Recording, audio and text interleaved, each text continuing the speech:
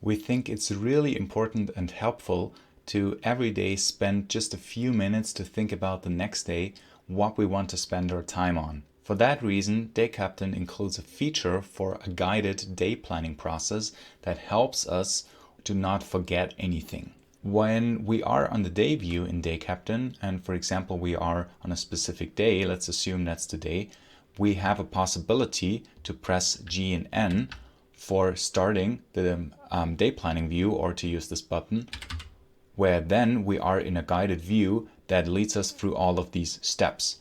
So the first step tells us to review the current day. This is really helpful to get some insights to see, well, what did we achieve, what went well, what could have been better, and what to do with the tasks that are still open. Why? Because at the end of the day, all of the tasks should be either finished or crossed out. So we should deliberately see, well, what happened and what should we do with it. For example, if we already finished some tasks, that's great. And if something is still open, then deliberately we can say, well, either it's not important anymore, then we can cross it out using X. And if it is still important, then we could also copy it to the next day, for example, or to some other day. So for example, we still want to work on that, or we need to work on that tomorrow. And here in this view also we see statistics like how we did. In the beginning, we have some planned time. For example, we wanted to work so and so long on every task. And then there is also the actual time, what we spend on, how we assign this in the calendar. Thanks to the usability concept with the keyboard, we can quickly assign and even change here the times, like whatever we did here. So because stuff happens during the day, and then we can adjust for it.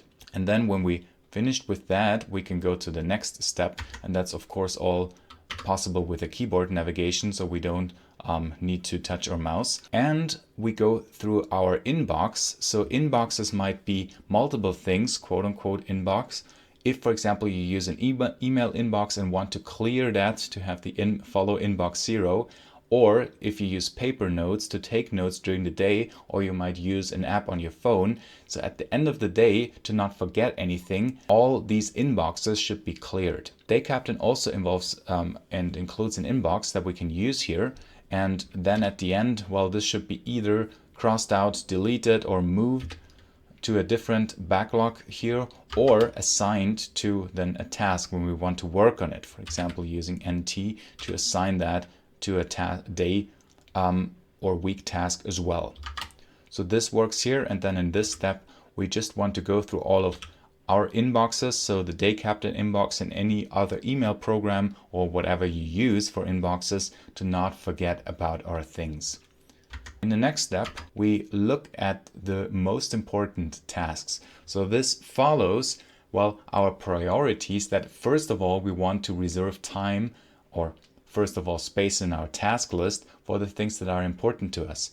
With that, we can either directly insert some tasks here that just follow our priorities, or usually if we did a week planning, then we just can go to our week tasks and assign what should be important for the day. So I can either press enter directly, or I can use N and T to fix some specific bug, and then we can work on that. I can further assign something here and change some name, and that works pretty well, as you can see.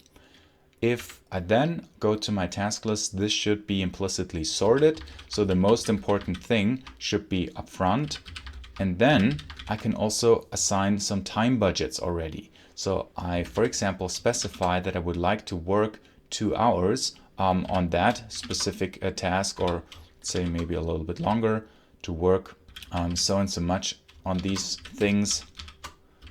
And then I can assign these time budgets. I don't have to do this, but it's helpful to just specify how much time do I actually want to spend. Because in the next step, if we move forward, we see that now we should assign these tasks to our calendar.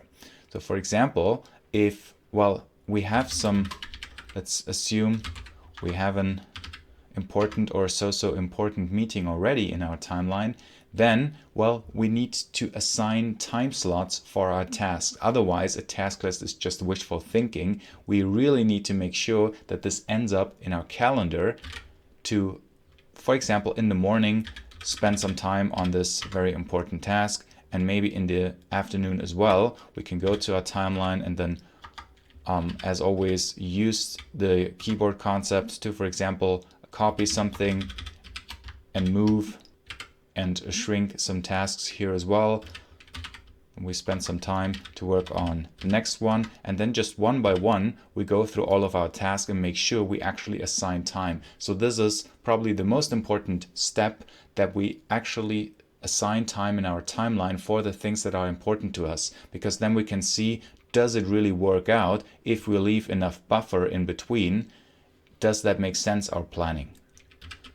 So let's just finish quickly the planning here with going through all of these items. And also, it already tells you in the description, at the end of the day we should include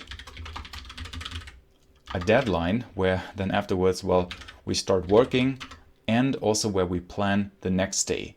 So it doesn't matter that much if you do it at the end of the day or at the beginning of the day, but we would recommend to do it at the end, to then plan about the next day, and afterwards you're finished. And then it depends, sometimes you might not want to assign some time slots for some smaller tasks, but that already gives you a very good overview if all of your planning makes sense.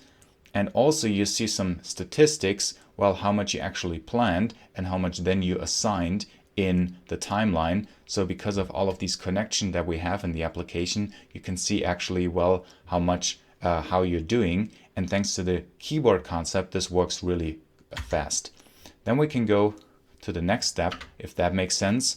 And then just to get an overview, have a look at the next days. So for example, well, if we step through this here, we see the next 2 days already, just to see if something is upcoming that we need to account for in our task list.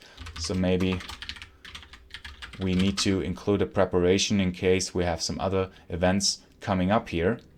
So let's go back. We could switch through these here as well. So you see the keyboard concept works always.